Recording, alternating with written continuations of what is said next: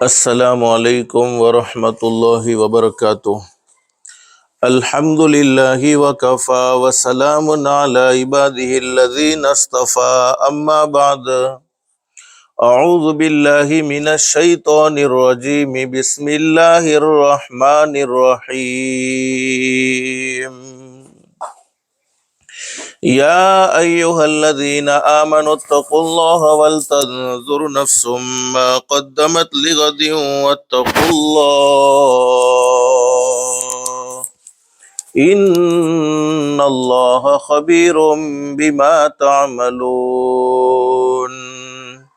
ولا تكونوا كالذين نسوا الله فأنساهم أنفسهم أولئك هم الفاسقون۔ لا يستوي أصحاب النار وأصحاب الجنة، أصحاب الجنة هم الفائزون۔ صدق الله العظيم۔ قال النبي صلى الله عليه وسلم: الکیس من دان نفسه وعمل لما بعد الموت، والعاجز من اتبع نفسه هواها وتمنى على الله، او كما قال النبي صلی اللہ علیہ وسلم۔ صدق رسوله النبی الکریم۔ رب اشرح لی صدری ویسر لی امری واحلل عقدۃ من لسانی یفقهوا قولی۔ سبحانک لا علم لنا الا ما علمتنا انک انت العلیم الحکیم۔ اللہم صلی علی محمد وعلی آل محمد کما صلیت علی ابراہیم وعلی آل ابراہیم انک حمید مجید۔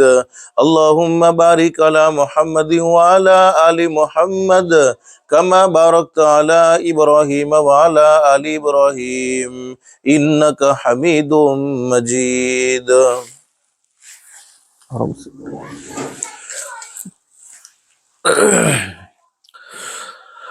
محترمہ مائیں اور بہنیں، اللہ کا بہت بڑا احسان اور بہت بڑا کرم ہے کہ اللہ پاک نے دین کی باتیں سننے کے لیے تھوڑی دیر یہاں جمع فرمایا۔ دعا کرو اللہ سب کے جمع ہونے کو قبول فرمائے۔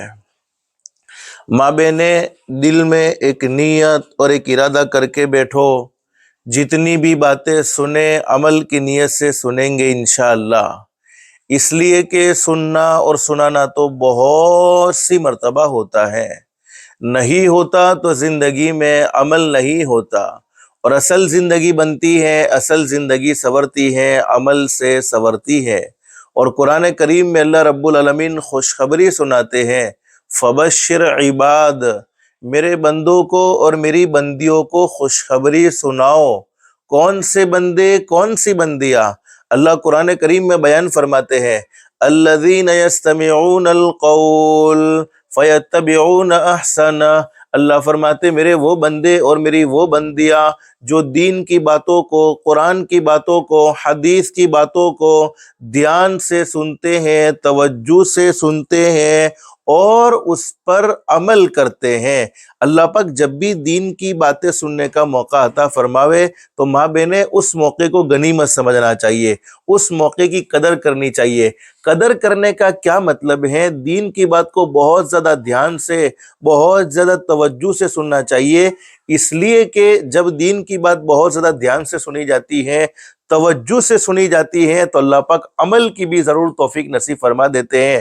اور قرآن کریم میں فرمایا کہ عمل بھی اچھا عمل، اپنی مرضی کا عمل نہیں کہ ہمیں کچھ باتیں سمجھ میں آئی، ہمارے لیے عمل کرنا آسان تھا تو ہم نے عمل کر لیا، جو باتیں ہمیں سمجھ میں نہیں آ رہی تھی ہم نے اس کو چھوڑ دیا۔ ویسا نہیں ہونا چاہیے، سمجھ میں آئے تب بھی عمل کرنا، سمجھ میں نہ آئے تب بھی عمل کرنا، اس لیے کہ حکم کس کا ہے؟ رب العالمین کا ہے۔ تو عمل کرتے ہیں تو انعام کیا ملے گا؟ اللہ قرآن کریم میں بیان فرماتے ہیں: اولئک الذین ھداھم اللہ وَأُولَئِكَ هُمْ أُولُو الْأَلْبَابِ۔ اللہ فرماتے میرے بندوں اور میری بندیوں، تم زمین پر عمل کی نیت کرو گے، تم زمین پر عمل کا ارادہ کرو گے، میں رب العالمین آسمانوں پر تمہارے لیے ہدایت کے فیصلے کر دوں گا، اور ہدایت سے بڑھ کر کوئی دولت ہو نہیں سکتی۔ دنیا کی مختصر سی زندگی میں، دنیا کی ختم ہونے والی زندگی میں انسان کو سب کچھ ملے لیکن ہدایت نہ ملے، عمل صالحہ کی توفیق نہ ملے، اس انسان کی دنیا کی زندگی بیکار ہے۔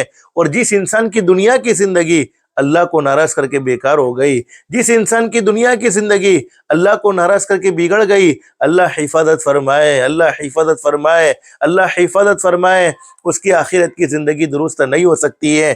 اس لیے کہ اللہ پاک نے دنیا کی زندگی آخرت کی زندگی بنانے کے لیے، دنیا کی زندگی آخرت کی زندگی سنوارنے کے لیے نصیب فرمائی ہے۔ بس اللہ سے دل سے دعا کر لو، اللہ ہم سب کو عمل کی بھی توفیق نصیب فرمائے، اور اللہ پاک ہم سب کو ہدایت کی دولت سے بھی مالا مال فرمائے۔ ماں بہنیں، مجھے مختصر بتلانا یہ ہے، ابھی ہم جانتے ہیں شعبان کا مبارک مہینہ ہے اور 2026 شروع ہو چکا ہے۔ جیسے 2025 ختم ہوا ہے، اسی طریقے سے 2026 بھی ایک نہ ایک دن ختم ہو جائے گا، اور ہم سب کا یہ عقیدہ ہونا چاہیے۔ بہت دھیان سے ماں بہنیں آپ باتوں کو سنیں گے، انشاءاللہ ضرور فائدہ ہوگا۔ پہلے سمجھ لو کہ اللہ پاک ہمیں کیا سمجھانا چاہتے ہیں۔ میں آپ کے سامنے وہی باتیں رکھوں گا جس کو اللہ نے بیان کیا، جس کو حضرت نبی کریم صلی اللہ علیہ وسلم نے اپنی سچی زبان مبارک سے بیان کیا ہے۔ ہم سب کا یہ عقیدہ ہونا چاہیے ایک نہ ایک دن یہ پوری دنیا ختم ہو جائے گی، اور قرآن کریم میں اللہ پاک اس بات کو بیان فرماتے ہیں، کل من علیہا فانی ویبقا وجہ ربک ذو الجلال والاکرام فَبِأَيِّ آلَاءِ رَبِّكُمَا تُكَذِّبَانِ۔ اللہ فرماتے دنیا میں پیدا ہونے والی ہر چیز کو ختم ہو جانا ہے، ہر چیز کو فنا ہو جانا ہے، ہر چیز کو مٹ جانا ہے۔ باقی رہنے والی ذات اگر کسی کی ہے تو وہ صرف ایک اللہ کی ہے۔ اللہ ہمیشہ ہمیش سے ہیں اور اللہ ہمیشہ ہمیش رہیں گے۔ جس دن دنیا ختم ہو جائے گی اس دن کو شریعت کی زبان میں قیامت کا دن کہتے ہیں، اور ہم نے قیامت کے بارے میں بہت سی مرتبہ سنا ہوگا کہ قیامت آئے گی، اور عقیدہ ہمارا ہونا چاہیے کہ قیامت آنے والی ہے۔ کب آئے گی وہ اللہ کے سوا کوئی جانتا نہیں ہے۔ دنیا میں لوگ دعوے کرتے ہیں فلاں سال میں دنیا ختم ہو جائے گی، فلاں سال میں قیامت آ جائے گی، لیکن قیامت کب آئے گی وہ اللہ کے سوا کوئی نہیں جانتا، لیکن علماء جانتے ہیں۔ ایک صحیح حدیث میں موجود ہے، حضرت نبی کریم صلی اللہ علیہ وسلم نے ارشاد فرمایا، جب تک اللہ کی زمین پر کوئی ایک بھی اللہ اللہ کہنے والا مرد موجود ہے، کوئی ایک بھی اللہ اللہ کہنے والی عورت موجود ہے، جب تک اللہ کی زمین پر کوئی ایک بھی اللہ اللہ کہنے والا موجود ہے، اس وقت تک دنیا ختم نہیں ہوگی، یعنی قیامت قائم نہیں ہوگی۔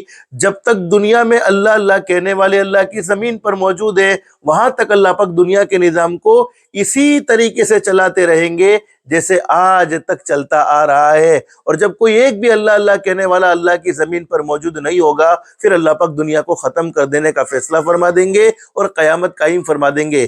اس سے کیا معلوم ہوتا ہے کہ ایمان والوں کو انشاءاللہ قیامت کا سامنا نہیں کرنا پڑے گا۔ اگر ہم اپنے ایمان میں مضبوط ہیں، اپنی زندگی کو اللہ کے احکام کے مطابق گزارتے ہیں، حضرت نبی کریم صلی اللہ علیہ وسلم کے طریقے کے مطابق گزارتے ہیں، تو انشاءاللہ ایمان والوں پر قیامت قائم نہیں ہوگی۔ ایمان والے ختم ہو جائیں گے پھر دنیا ختم ہوگی۔ جب تک ایمان والے اس دھرتی پر موجود ہیں وہاں تک قیامت قائم نہیں ہوگی۔ لیکن ہمارے آقا تاجدار مدینہ محمد الرسول اللہ صلی اللہ علیہ وسلم نے اپنے زمانہ مبارکہ میں قیامت کی بہت ساری نشانیاں بیان فرمائی۔ ان نشانیوں میں سے ایک نشانی حضرت نبی کریم صلی اللہ علیہ وسلم نے یہ بیان فرمائی کہ وقت میں سے برکت ختم ہو جائے گی۔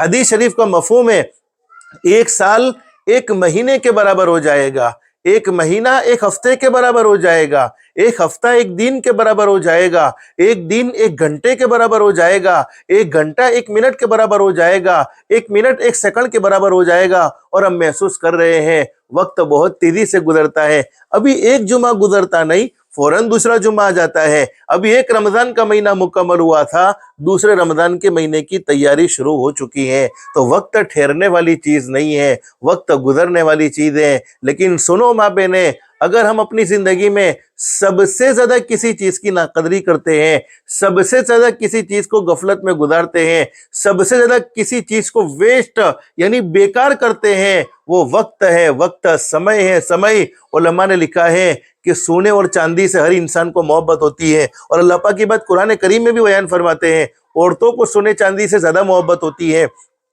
زُيِّنَ لِلنَّاسِ حُبُّ الشَّهَوَاتِ مِنَ النِّسَاءِ وَالْبَنِينَ وَالْقَنَاطِيرِ الْمُقَنطَرَةِ مِنَ الذَّهَبِ وَالْفِضَّةِ وَالْخَيْلِ الْمُسَوَّمَةِ وَالْأَنْعَامِ وَالْحَرْثِ۔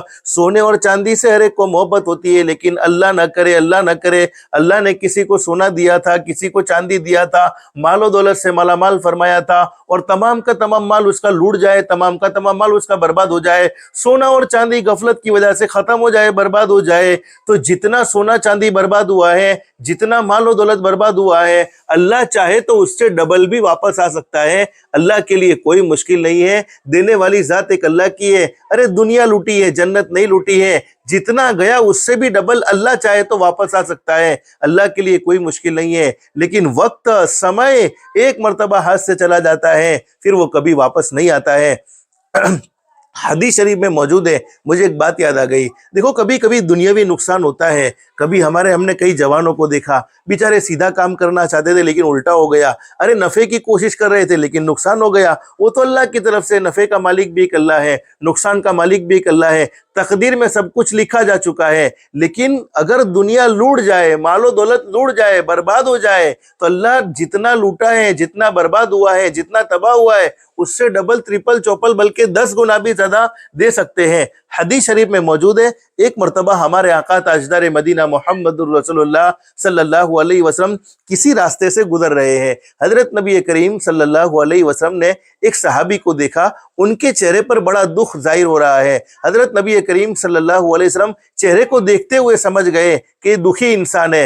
حضور صلی اللہ علیہ وسلم نے پوچھا، اللہ کے بندے بتاؤ تو صحیح، تمہیں کیا تکلیف ہے، کون سی پریشانی میں تم مبتلا ہو چکے ہو، کون سے دکھ میں تم مبتلا ہو چکے ہو، کون سی تکلیف نے تمہیں ستایا ہے؟ صحابی نے کہہ دیا، اللہ کے نبی بیماریوں نے پریشان کر دیا ہے، ایک بیماری کا علاج کرتا ہوں، بیماری ختم ہوتی ہے، دوسری شروع ہو جاتی ہے، دوسری کا علاج کرتا ہوں، تیسری شروع ہو جاتی ہے، بیماریوں نے مجھے جھکڑ لیا ہے، اور میرا تمام کا تمام مال و دولت سب کچھ برباد ہو چکا ہے۔ حضرت نبی کریم صلی اللہ علیہ وسلم نے صحابی کو ایک دعا بتلائی، وہ دعا میں آپ کو بتلاؤں، توکلت علی الحی الذی لا یموت۔ پھر قرآن کریم میں 15واں پارہ، 15ویں پارے میں سورہ بنی اسرائیل کی آخری آیت، الحمدللہ الذی لم یتخذ ولدا ولم یکن له شریک فی الملک ولم یکن له ولی من الذل وکبرہ تکبیرا۔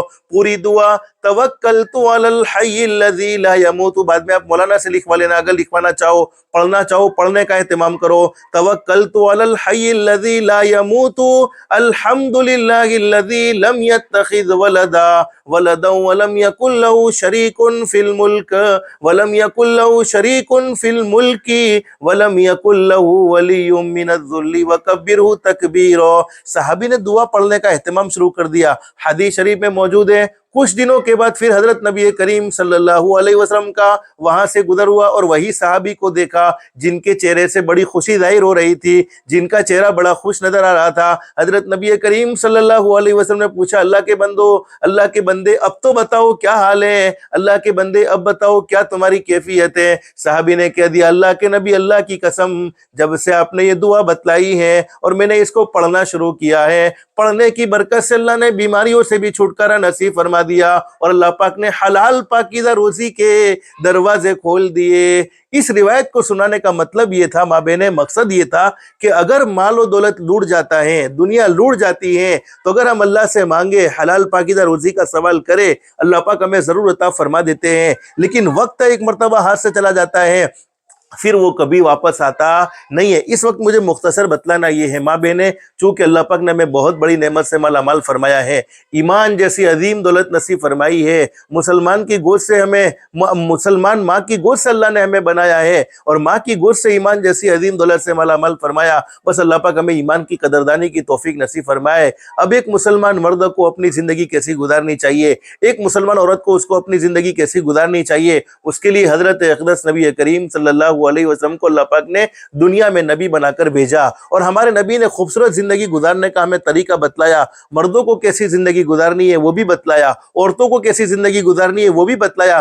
پوری زندگی حضرت اقدس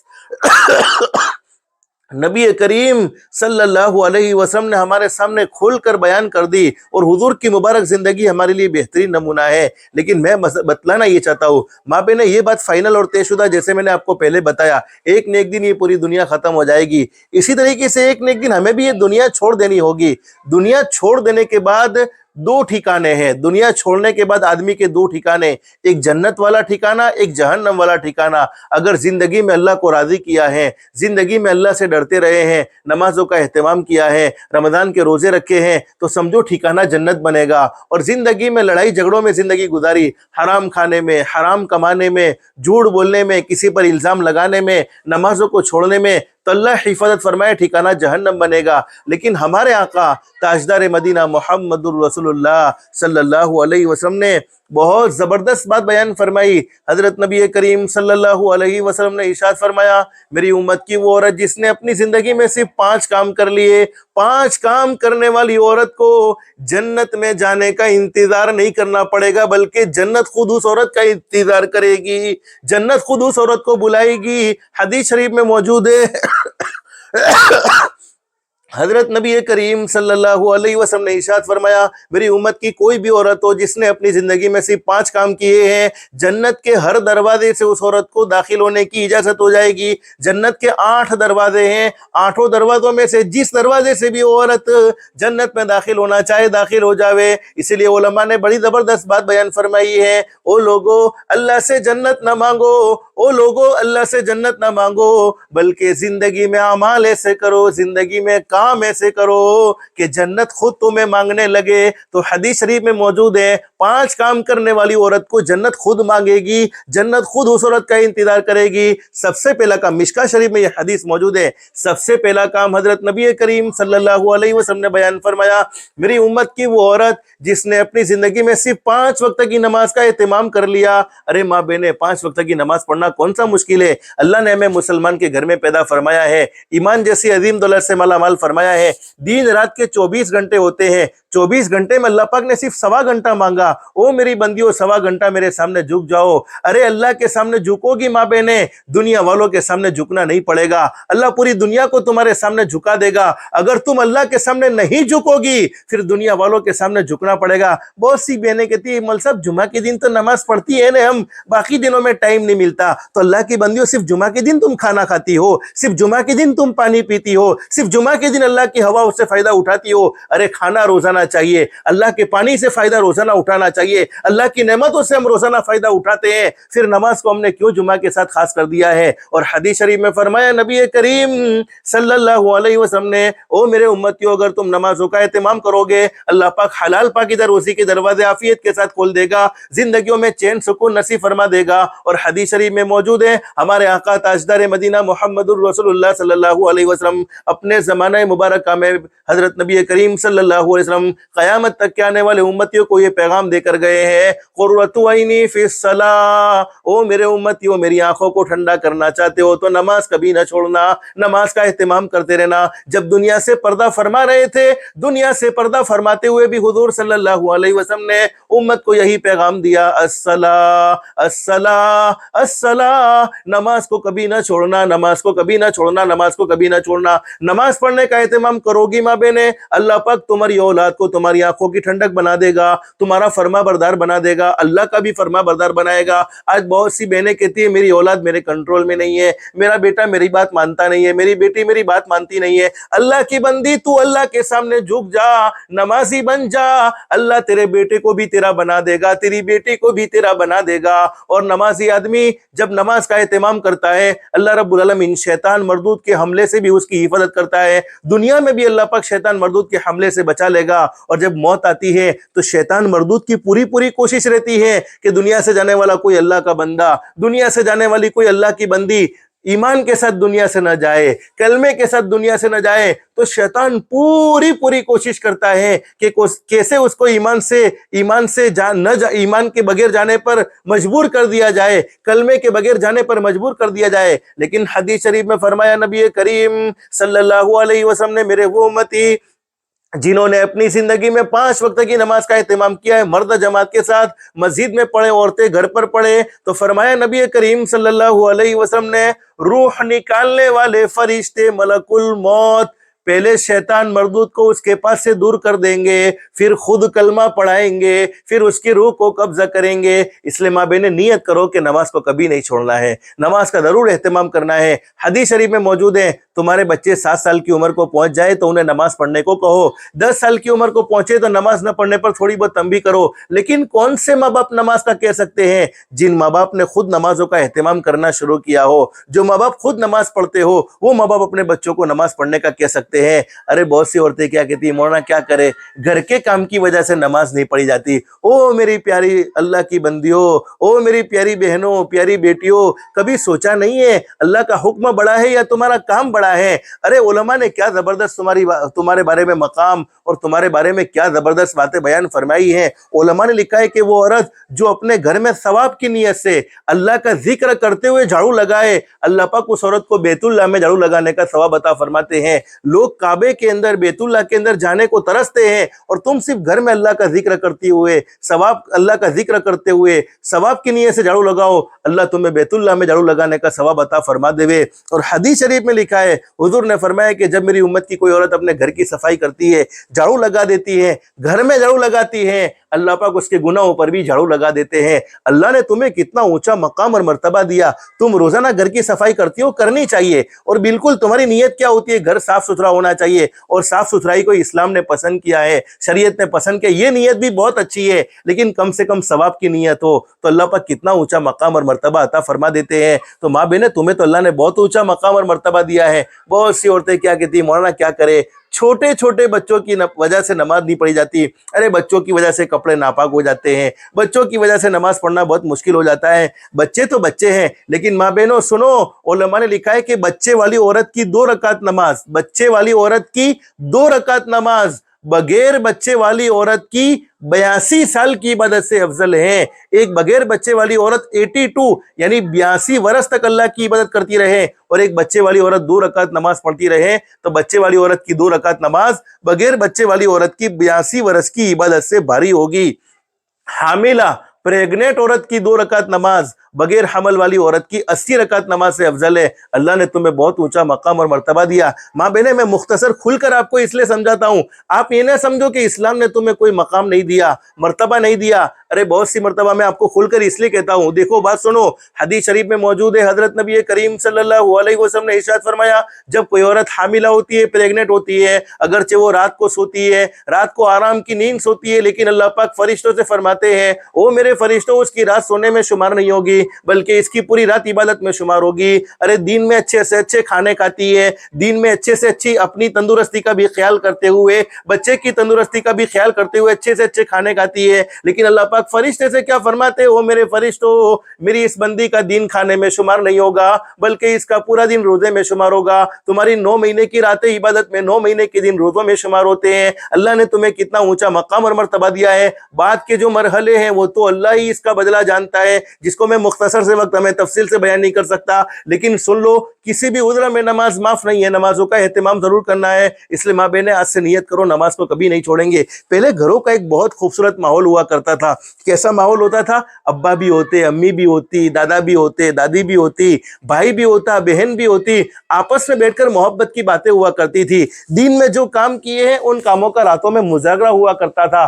آج گھروں کا بڑا عجیب ماحول ہے، ماں اپنے موبائل میں بیزی، باپ اپنے موبائل میں بیزی، دادا اپنے موبائل میں بیزی، دادی اپنے موبائل میں بیزی، پوتا اپنے موبائل میں بیزی، پوتی اپنے موبائل میں بیزی، بھائی اپنے موبائل میں بیزی، بہن اپنے موبائل میں بیزی۔ یہ موبائل اور یہ انٹرنیٹ کی دنیا نے دنیا کو تو ہم سے بہت قریب کر دیا، لیکن ہمارے اپنوں کو ہم سے بہت دور کر دیا۔ اور سنو میری پیاری بیٹیوں، بہنوں، اگر موبائل ایک مرتبہ ہاتھ سے چلا گیا واپس آ جائے گا، کوئی مشکل نہیں ہے، لیکن تمہارے معصوم بچے تربیت کے دور میں تمہارے ہاتھ سے چلے گئے، پھر وہ کبھی واپس نہیں آ سکتے ہیں۔ آج کئی بچے ایسے ہیں جو موبائل کی وجہ سے بڑے پریشان ہیں، جن کا فیوچر خراب ہو رہا ہے، جن کا مستقبل خراب ہو رہا ہے، جن کا بھویشیہ بگڑ رہا ہے۔ بہت سی عورتیں کہتی ہیں مولانا میرے بچے کو چیک کرو نا، کوئی جادو کی پرابلم ہے کہ کوئی جنات کی پرابلم ہے یا کوئی بری نظر لگی ہے۔ میں پوچھتا ہوں موبائل دیکھتا ہے؟ کہاں، موبائل تو پورے دن دیکھتا ہے، اسکول سے آیا تب بھی موبائل، مدرسے سے آیا تب بھی موبائل، ٹیوشن سے آیا تب بھی موبائل۔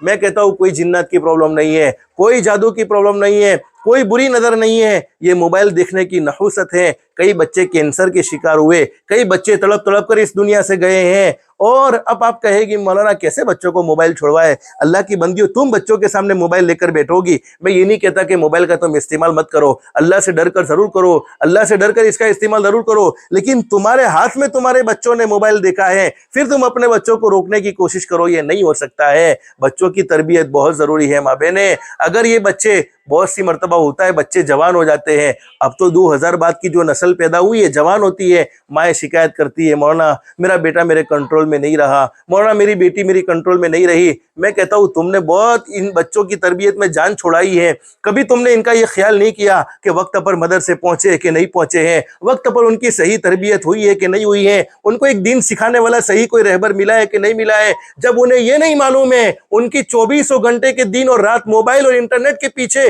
برباد و تباہ ہوئے ہیں، پھر وہ تمہیں اپنی ماں کیسے سمجھ سکتا ہے؟ اسے کیسے معلوم ہوگا کہ ماں کے قدموں کے نیچے جنت ہے؟ اسے کیسے معلوم ہوگا کہ بیوی کے ساتھ حسن سلوک کرنے کا ہمارے نبی صلی اللہ علیہ وسلم نے حکم دیا ہے؟ اس لیے کہ دین سکھانا بہت ضروری ہوتا ہے۔ اس لیے ماں بہنیں یہ باتیں میں نے آپ کے سامنے کھل کر کہی ہے۔ اب بہت سی عورتیں کیا کہتی ہیں، مول صاحب تمہارا بولنا تو بہت آسان ہے لیکن بچوں کو چھوڑواوے کیسے؟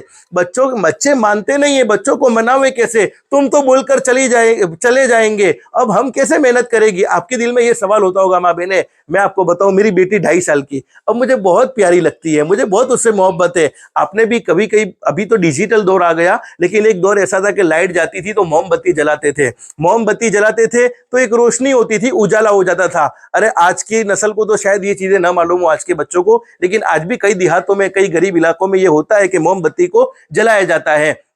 اب موم بتی جل رہی ہو اور میری معصوم بیٹی 2.5 سال کی ہے، اس کو تو نہیں معلوم ہے کہ یہ آگ ہے، وہ تو روشنی سمجھے گی، اس کو پکڑنے کی کوشش کرے گی، اس کو پکڑنے کے لیے آگے بڑھے گی۔ تو ماں بہنیں، میں آپ سے پوچھتا ہوں کیا میں اس کو آگے بڑھنے دوں گا؟ اور آپ لوگوں سے بھی پوچھتا ہوں کہ کیا آپ اپنے چھوٹے بچے کو، 2.5 سال کا بچہ ہو یا بچی، اس کو آگے بڑھنے دیں گے؟ نہیں بڑھنے دیں گے۔ کیوں؟ اس کا ہاتھ جل جائے گا۔ تو ہم کیا کریں گے؟ اس کو مضبوطی سے پکڑ لیں گے، روکیں گے۔ اگر وہ روئے تو رونا برداشت کر لیں گے، وہ چیخے تو چیخنا برداشت کر لیں گے، اگر 2-3 تھپڑ لگانی پڑے تب بھی لگا لیں گے، لیکن اس معصوم بیٹی کو، اس معصوم بیٹے کو موم بتی پکڑنے نہیں دیں گے۔ کیوں؟ اس لیے کہ ہم جانتے ہیں یہ آگ ہے، وہ معصوم نہیں جانتا ہے کہ یہ آگ ہے۔ اس وجہ سے بچے کو موم بتی سے دور رکھیں گے۔ تو ماں بہنیں، ہم دنیا کی آگ سے تو اپنے بچوں کو بچا سکتے ہیں، کیا جہنم کی آگ سے بچانے کی ہمیں فکر نہیں کرنی ہے؟ قرآن کریم میں ہمیں یہ حکم دیا ہے، یا ایھا الذین آمنوا قوا انفسکم واہلیکم نارا۔ ارے یہ دنیا کی آگ برداشت نہیں ہوتی ہے، تھوڑی سی دھوپ برداشت نہیں ہوتی ہے، تھوڑی سی گرمی برداشت نہیں ہوتی ہے، ارے تھوڑی سی تکلیف کا ہم سامنا نہیں کر سکتے ہیں، تو پھر جہنم کی آگ ہمیں کیسے برداشت ہوگی؟ جہنم کی تکلیف ہمیں کیسے برداشت ہوگی؟ حدیث شریف میں موجود ہے، حضرت نبی کریم صلی اللہ علیہ وسلم نے ارشاد فرمایا، جہنم کی آگ کا سوئی کے ناکے کے برابر کا حصہ دنیا میں ڈال دیا جائے تو اس کی گرمی سے پوری دنیا جل کر ختم ہو جائے۔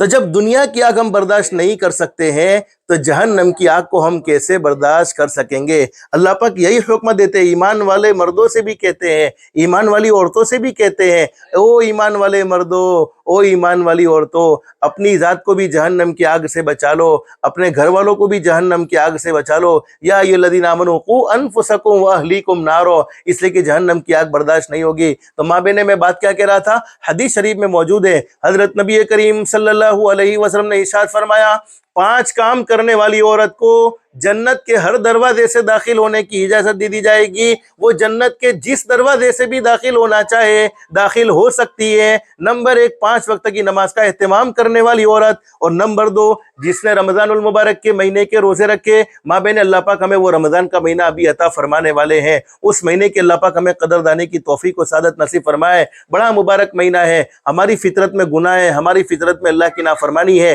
یعنی گناہ کرنا یہ ہماری عادت بن گئی ہے، لیکن اللہ پاک نہیں چاہتے ہیں کہ میرے بندے اور میری بندیاں گناہ کرتے ہوئے اللہ کو ناراض کرتے ہوئے دنیا سے چلے جائے۔ لوگ کہتے ہیں کہ اللہ پاک 70 ماہوں سے زیادہ مہربان، ارے 70 ماہیں کہاں، اللہ کہاں، 70 ماہوں کا اللہ سے کوئی مقابلہ نہیں ہو سکتا۔ بلکہ یوں سمجھو حضرت آدم علیہ السلام کے زمانے سے لے کر آج تک جتنی مائیں پیدا ہو چکی ہیں اور قیامت تک آنے والی جتنی مائیں پیدا ہونے والی ہیں، قیامت تک جتنی مائیں پیدا ہونے والی ہیں، قیامت جب تک آئے گی وہاں تک جتنی مائیں پیدا ہوگی، اور حضرت آدم علیہ السلام کے زمانے سے لے کر آج تک جتنی مائیں پیدا ہو چکی ہیں، ان ماؤں کے دل میں جتنی محبت ہے اس سے بھی کئی گنا زیادہ محبت کرنے والا اللہ اپنے بندوں سے اور اپنی بندیوں سے ہے۔ اللہ بہت محبت کرتا ہے، اس لیے اللہ پاک کبھی کبھی اچھے موقع عطا فرما دیتا ہے، ان موقعوں کی ہم قدر کر لیتے ہیں تو ہمارا بیڑا پار ہو جاتا ہے۔ تو رمضان المبارک کے مہینے کے روزوں کو کبھی نہیں چھوڑنا ہے۔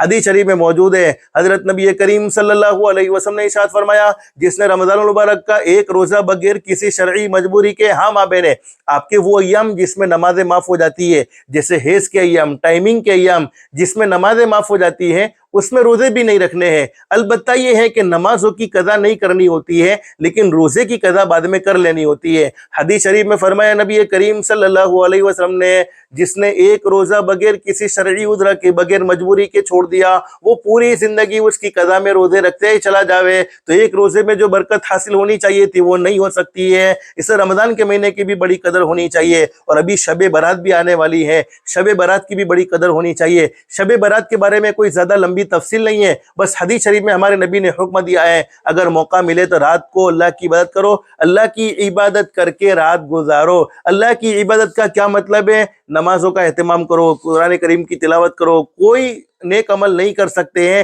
تو صرف عشاء کی نماز پڑھ لو، فجر کی نماز پڑھ لو، بیچ میں کوئی اللہ کو ناراض کرنے والا کام نہ کرو، تب بھی انشاءاللہ پوری رات عبادت میں شمار ہو جائے گی۔ اور دین میں حضرت نبی کریم صلی اللہ علیہ وسلم نے 15ویں شعبان میں روزہ رکھنے کا حکم دیا، اور یہ حکم کوئی ضروری نہیں ہے، فرض نہیں ہے، مستحب، یعنی رکھو گے تو اچھا ہے، تمہیں ثواب ملے گا، نہیں رکھو گے تو کوئی گناہ نہیں ہے، کوئی اللہ کی طرف سے پکڑ نہیں ہے۔ اور یہی 15ویں شعبان کی رات میں اللہ کی طرف سے فیصلے ہونے والے ہیں، کس کی زندگی کتنی ہے، کس کو کتنا رزق دیا جانے والا ہے، یعنی دنیا کے بھی فیصلے ہوں گے، مرنے کے بھی فیصلے ہوں گے، جن لوگوں کی موت آنے والی ہے ان تمام کا لسٹ ملک الموت کو دے دیا جائے گا کہ اس سال اتنے لوگ دنیا سے جائیں گے۔ اب ہمیں نہیں معلوم ہے کہ ہمارے کب جانا ہے، ہمیں کب جانا پڑے گا وہ ہمیں نہیں معلوم ہے۔ اور حدیث شریف میں فرمایا نبی کریم صلی اللہ علیہ وسلم نے،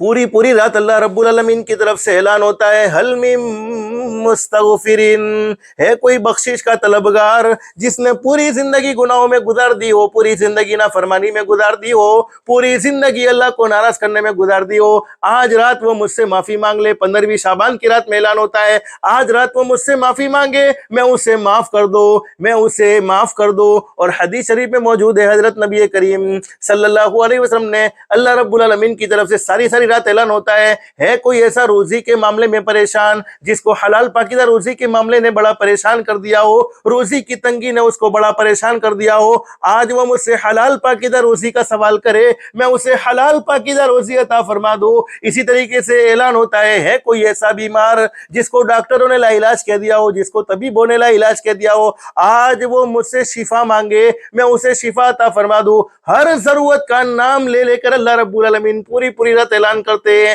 اور ہم غفلت میں اس رات کو گزارے، یہ مناسب نہیں ہے، اس لیے اس رات کی بھی قدر کر لے۔ تو دوسرا کام حضور نے فرمایا، وہ عورت جس نے رمضان المبارک کے مہینے کے روزے رکھے، رمضان المبارک کے روزے رکھنے ہی رکھنے ہیں، 15ویں شعبان کی بھی قدر کر لینی ہے، اور 15ویں شعبان میں بھی اگر اللہ پاک 2 رکعت نماز پڑھنے کی توفیق دے دے تب بھی پڑھ لینی چاہیے۔ ایک بات مجھے یاد آ گئی، کتابوں میں لکھا ہے، تاریخی کتابوں میں، ایک مرتبہ حضرت عیسیٰ علیہ السلام کسی پہاڑی راستے سے گزر رہے ہیں۔ حضرت عیسیٰ علیہ السلام ایک بہت اونچے درجے کے نبی گزرے ہیں۔ ہمارے نبی صلی اللہ علیہ وسلم کے دنیا میں تشریف لانے سے پہلے بہت سے انبیاء کرام دنیا میں تشریف لائے، ان میں سے ایک نبی حضرت عیسیٰ علیہ السلام ایک مرتبہ کسی راستے سے گزر رہے، پہاڑی راستے سے، وہاں ان کی نظر ایک خوبصورت چمکدار پتھر پر پڑی، اور اس پتھر کو حضرت عیسیٰ علیہ السلام بہت تعجب سے دیکھنے لگے، بہت حیرت سے دیکھنے لگے، اس لیے کہ پتھر بہت چمکدار تھا، بہت خوبصورت تھا۔ تو حضرت عیسیٰ علیہ السلام پر اللہ پاک نے وحی بھیجی، او میرے نبی عیسیٰ تم اس پتھر کو تعجب سے دیکھ رہے ہو،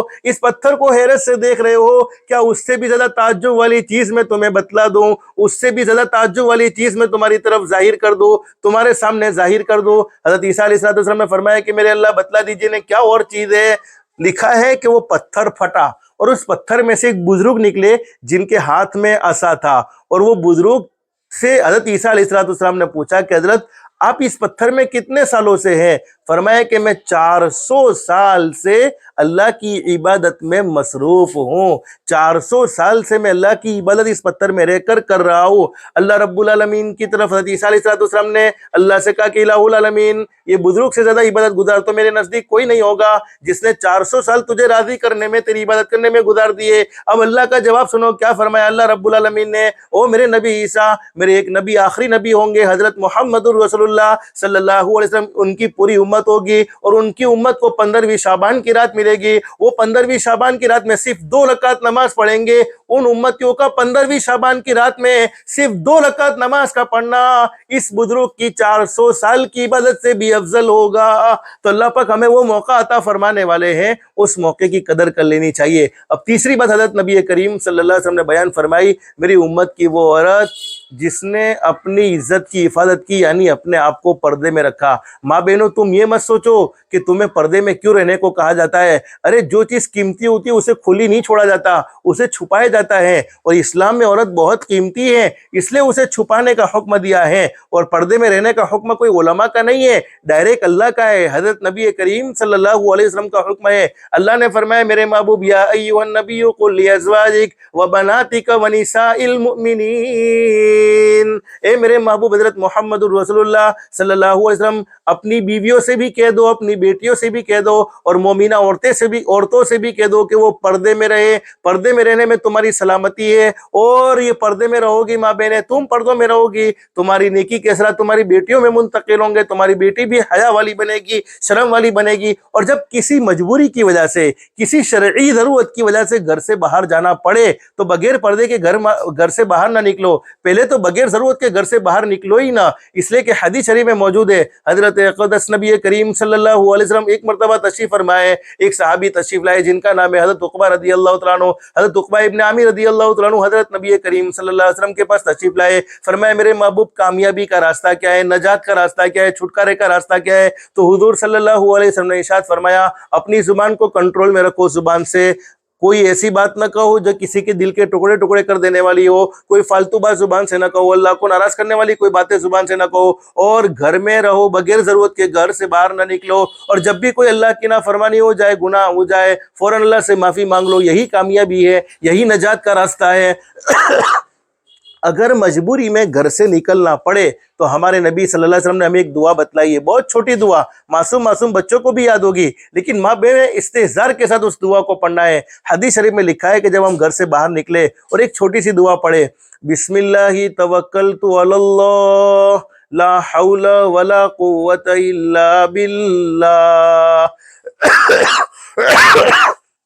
اس چھوٹی سی دعا کو پڑھنے کی برکت سے حدیث شریف میں فرمایا نبی کریم صلی اللہ علیہ وسلم نے اللہ پاک اس کے ساتھ ایک فرشتے کو لگا دیتے ہیں اور وہ فرشتہ خوشخبری سناتا ہے، او اللہ کے بندے، او اللہ کی بندی، تو نے یہ دعا پڑھ لی ہے، اب سن لے، اللہ نے تیری حفاظت کی ذمہ داری بھی لے لی، تیرے گھر والوں کی حفاظت کی ذمہ داری بھی لے لی، تیرے مال کی حفاظت کی ذمہ داری بھی لے لی، اور شیطان مردود کو بھی تجھ سے دور کر دیا۔ تو جب بھی گھر سے باہر نکلو اس استحضار کے ساتھ کہ میں اللہ کی حفاظت میں آ جاؤں، اللہ کے امن میں آ جاؤں، اللہ کی حفاظت میں آ جاؤں، اس استحضار کے ساتھ اس دعا کو پڑھ کر نکلو، انشاءاللہ شیطان مردود کا سامنا نہیں ہوگا، اور اللہ پاک ہو سکے اگر ہم نے استحضار کے ساتھ پڑھی ہے، ہم اپنے آپ پر کنٹرول رکھیں گے تو اللہ پاک بڑے بڑے گناہوں سے بچا لے گا۔ تو فرمایا تیسرا کام وہ عورت جس نے اپنے آپ کو پردے میں رکھا، چوتھا کام وہ عورت جس نے زکوٰۃ دینے کا اہتمام کیا۔ ہماری بہت سی بہنیں بیچاری ایسی ہے جو زکوٰۃ تو کیا دیوے، ان کے پاس تو کچھ ہوتا بھی نہیں ہے، ہاں اللہ نے اگر کسی کو مال دیا ہے تو علماء سے مسئلہ پوچھ کر ضرور زکوٰۃ کو ادا کرے،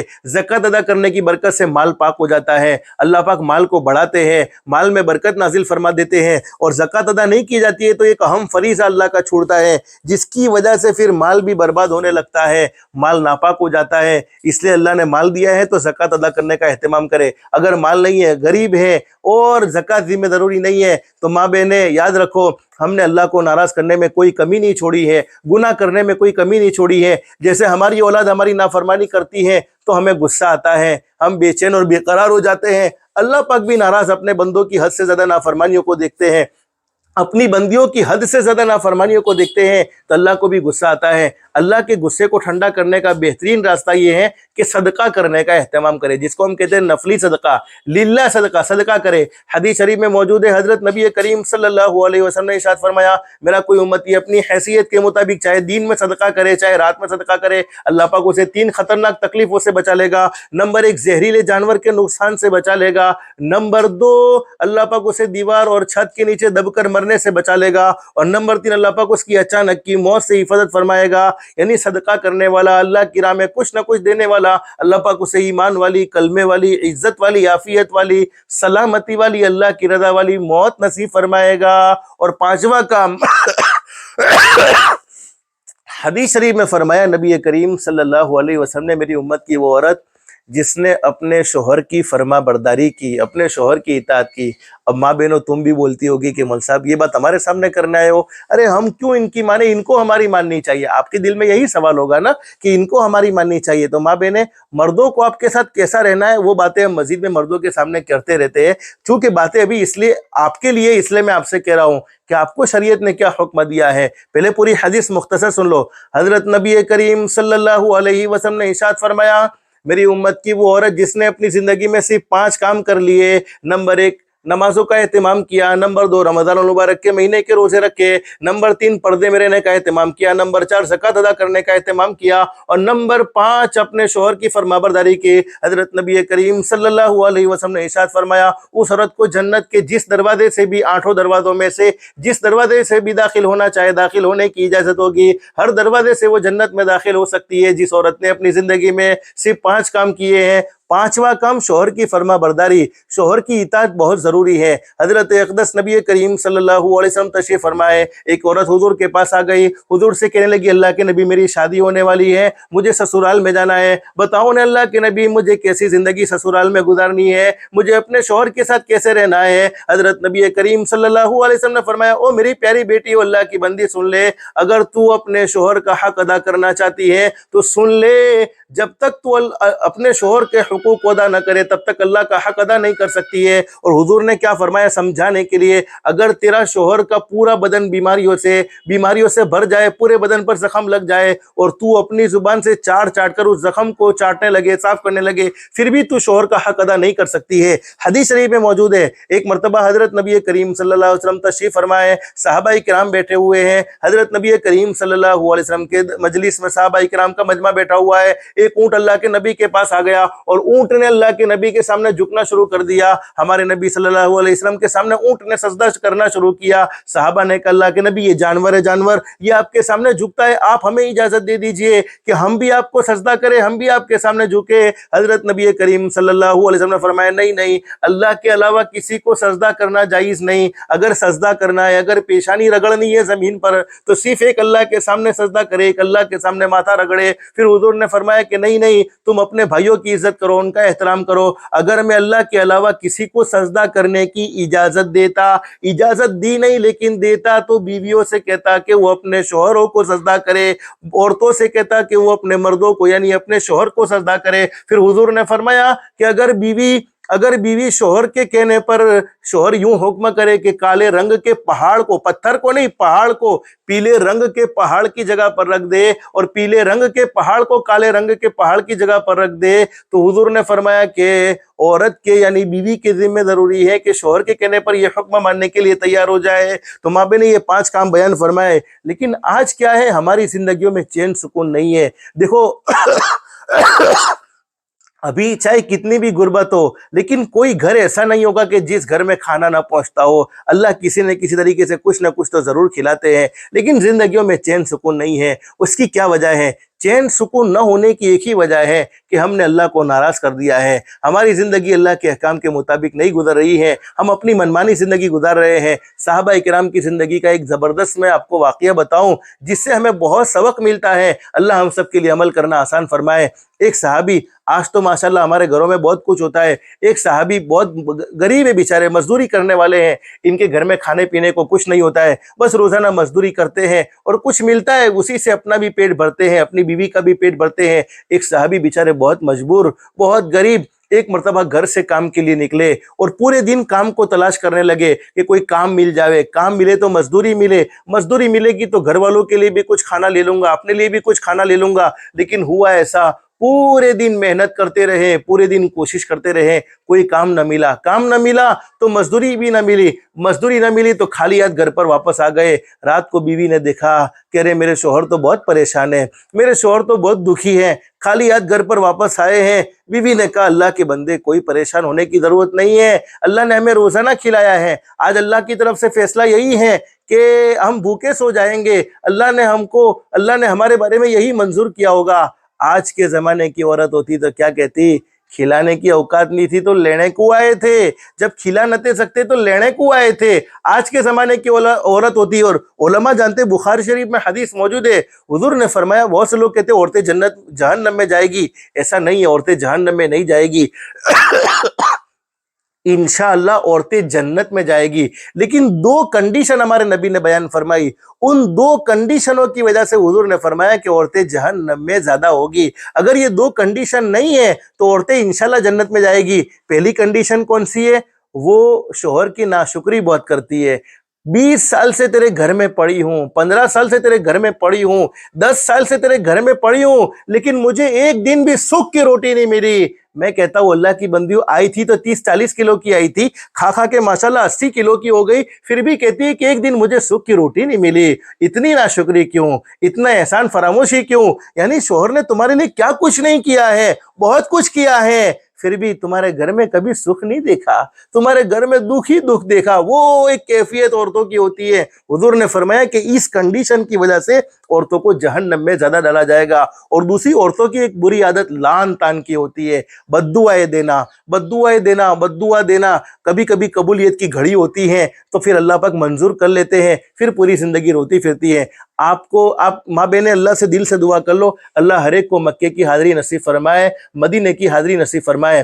مکے کے ایک امام کا نام آپ نے سنا ہوگا، حضرت عبد الرحمن السدیس، بہت بہترین قرآن پڑھتے ہیں۔ جب کبھی ہم مکے میں جاتے ہیں اور ان کے پیچھے نماز پڑھتے ہیں، پھر ہم یہاں انڈیا میں آتے ہیں تو کئی دنوں کی وہ نماز جو ہم نے پڑھی ہے وہ ہمیں یاد آتی ہے۔ مکے کے ایک امام جن کا نام ہے حضرت عبد الرحمن السدیس، وہ اپنا واقعہ سناتے ہیں کہ مجھے اللہ نے مکے کا امام کیسے بنایا۔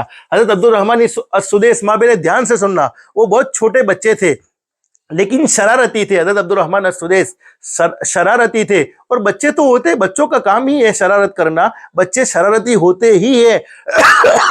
حضرت عبد الرحمن السدیس فرماتے ہیں غربت کا زمانہ تھا، ہمارے گھر پر مہمان آ گئے، میری ماں نے بہت محنت سے مہمانوں کے لیے کھانا بنایا، اور کھانا بنایا، قریب تھا کہ مہمانوں کو کھانا کھلایا جائے، لیکن میں نے شرارت کیا کی، مہمانوں کا جو کھانا بنا تھا اس کھانے میں مٹی ملا دی، مٹی اٹھائی، جیسے بچوں کی ایک شرارت ہوتی ہے، شرارت میں نے مٹی ملا دی۔ اب غربت کا زمانہ تھا، اس زمانہ کوئی اتنی فراوانی نہیں تھی۔ حضرت عبد الرحمن السدیس فرماتے ہیں میری ماں کو بہت غصہ آیا، میری ماں کو بہت غصہ آیا، میری ماں نے غصے میں کہا بیٹا عبد الرحمن، تو نے مہمانوں کا کھانا بگاڑ دیا، میں نے بہت محنت سے مہمانوں کا کھانا بنایا تھا، عبد الرحمن جا اللہ تجھے مکے کا امام بنا لے وے، جا اللہ تجھے مکے کا امام بنا لے وے۔ حضرت عبد الرحمن السدیس خود اپنا واقعہ بیان فرماتے ہوئے کہتے ہیں یہ میری ماں نے غصے میں دی ہوئی دعا، بد دعا تو نہیں کہہ سکتے، یہ غصے میں دی ہوئی دعا تھی جس کی برکت سے اللہ نے مجھے مکے کا امام بنایا اور کتنے اونچے مقام اور مرتبے تک پہنچایا۔ تو کبھی بھی اولاد کو بد دعا نہ کرو، کبھی کبھی قبولیت کی گھڑی ہوتی ہے، پھر وہ قبول ہو جاتی ہے تو پوری زندگی روتی پھرتی ہے۔ یہ دو کنڈیشن ہمارے نبی نے بیان فرمائی، اگر یہ دو کنڈیشن نہ ہو تو تم جنتی ہو۔ ماں بہن وقت بھی پورا ہونے کو ہے، لیکن میں مختصر بتلا دوں، وہ صحابی پورے دن مزدوری کا کام تلاش کرتے رہے، لیکن کوئی کام نہ ملا، کھائی ہاتھ گھر پر واپس آ گئے۔ اب شوہر نے بھی فاقے سے رات گزاری، بیوی نے بھی فاقے سے یعنی بھوکے پیٹ رات گزاری۔ دوسرے دن صحابی گھر سے نکلے اور عورت نے سنت کے مطابق دروازے پر رخصت کیا۔ دیکھو یہ ماں بہنوں کے لیے ایک سنت بتاتا ہوں، حدیث شریف میں حضرت نبی کریم صلی اللہ علیہ وسلم نے ماں بہنوں کو یہ حکم دیا ہے کہ جب تمہارا شوہر گھر سے نکلے تو اسے دروازے پر رخصت کرے۔ یہ حکم ہمارے نبی صلی اللہ علیہ وسلم نے ایک طریقہ بتلایا ہے، تمہارے شوہر کو دروازے پر رخصت کرو، اور جب تمہارا شوہر گھر پر آوے تو ہنستے چہرے کے ساتھ، مسکراتے چہرے کے ساتھ اس کا استقبال کرو۔ یعنی ایسا چہرہ بنا کر مت رکھو کہ جیسے کسی نے ٹھوس کر کھٹی کڑی پلا دی ہو۔ آج کل کی عورتیں تو ویسا ہی کرتی ہے۔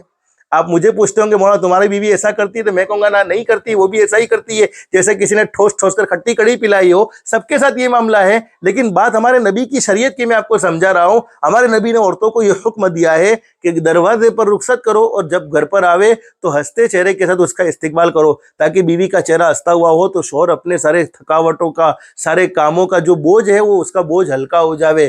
اب تو عجیب و غریب معاملہ، بیچارہ شوہر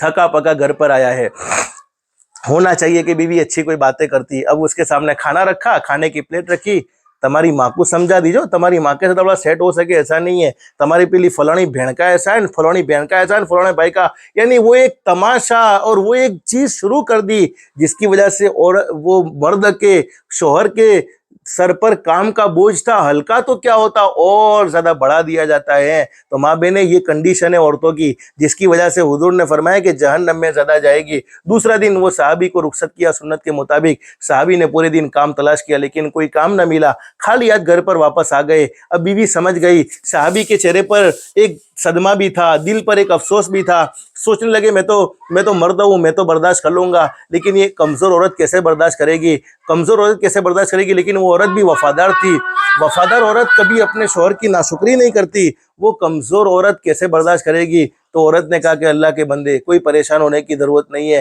روزانہ اللہ نے ہمیں کھلایا ہے، آج بھی ہم بھوکے سو جائیں گے۔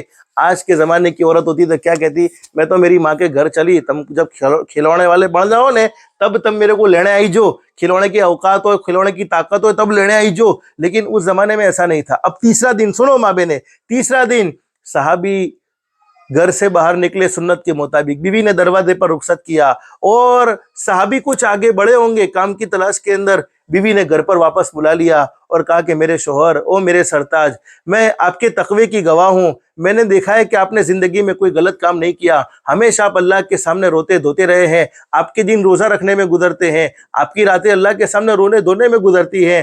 اللہ نہ کرے، دیکھو عورت کا جملہ سنو ماں بہنوں، اللہ نہ کرے، اللہ نہ کرے، اللہ نہ کرے، اگر آج بھی کوئی کام نہ ملے تو خالی ہاتھ گھر پر واپس آ جانا، مجھے یقین ہے تم اپنے لیے کوئی غلط کام نہیں کرو گے، لیکن میری محبت تمہیں حرام لقمے لانے پر مجبور نہ کر دے، اس لیے حرام کے لقمے لے کر گھر پر مت آنا۔ ہمارے نبی صلی اللہ علیہ وسلم کے صحابی کو جب یہ عورت نے، ان کی بیوی نے، صحابیہ نے یہ بات کہی اور وہ گھر سے نکلے ہیں، ماں بہنیں میں آپ سے پوچھتا ہوں کبھی ہم نے اپنے گھر کا یہ جائزہ لیا؟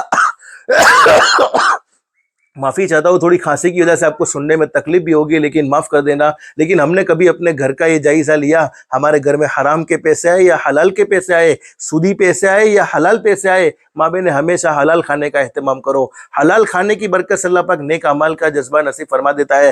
حرام کے لقمے پیٹ میں چلے جاتے ہیں، پھر اولاد کنٹرول میں نہیں رہتی، اللہ کو راضی کرنے کو جی نہیں چاہتا، نماز پڑھنے کو جی نہیں چاہتا۔ بس یہ کچھ مختصر باتیں اللہ پاک نے میرے ذہن میں ڈالی تھی، آپ کی خدمت میں رکھی ہے۔ پھر آپ کو آخری ایک بات کہوں گا کہ گھر میں تعلیم کو ضرور زندہ کرو، تعلیم ضرور زندہ کرو، 5-10 منٹ اپنے موبائل کو سائیڈ میں کر دو، سب گھر میں جمع ہو کر بیٹھے اور فضائل کی تعلیم ہو، جس کی برکت سے تمہارے معصوم بچے دین کی باتیں سنیں گے، ان کے کانوں میں اللہ کے قرآن کی باتیں جائے گی، حضرت نبی کریم صلی اللہ علیہ وسلم کی مبارک حدیثوں کی باتیں جائے گی، تو وہ تمہارے بھی فرما بردار بنیں گے، اللہ کے بھی فرما بردار بنیں گے، اور وہ تمہاری آنکھوں کی ٹھنڈک بنیں گے۔ تو یہ کچھ ضروری باتیں میں نے آپ کے سامنے رکھی ہے ماں بہنیں، بس اللہ سے دل سے دعا کر لو، اللہ ہم سب کے لیے عمل کرنا آسان فرمائے، ہماری دنیا بھی بہتر سے بہتر بنائے، آخرت بھی بہتر سے بہتر بنائے، اللہ کے احکام کے مطابق حضرت نبی کریم صلی اللہ علیہ وسلم کے طریقے کے مطابق زندگی گزارنے کی توفیق و سعادت نصیب فرمائے۔ اللہ پاک ہم سب کو کہنے سننے سے زیادہ اخلاص،